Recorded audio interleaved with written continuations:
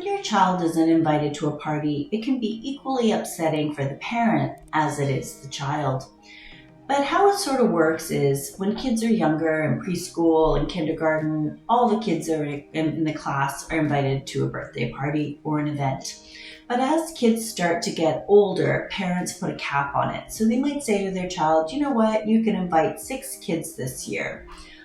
Or you're 8 years old, you can invite 8 kids to the party, because it starts to get more expensive if kids are going to adventure parks and they have to pay for all the children to do an activity. We all know that kids' relationships can shift quickly, and the birthday child is going to invite their closest friends that week. There's also the law of reciprocity, and what that means is if you do something for someone, they're going to want to do something for you. So if you invited several children to your child's birthday party, there's a pretty good chance that they're going to be invited back when the other child has a birthday party.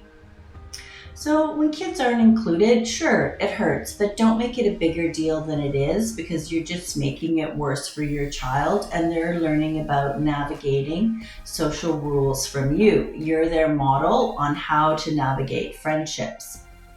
So comfort your child and explain you've been there, you've not been invited when friends have gone out, or, things have happened in the past, and you felt sad, but you got over it and it will all be fine. And explain that sometimes it's hard for the birthday kid too, because they might have that limit and they have to pick between 2 good friends, and they probably feel bad about not being able to invite certain people as well. I'd advise against reaching out to the other parent to inquire why your child wasn't invited. It's just going to be embarrassing for your kid, and they have to navigate these friendships at school, and you're going to make it a little bit more complicated for them if you're reaching out to the other parent.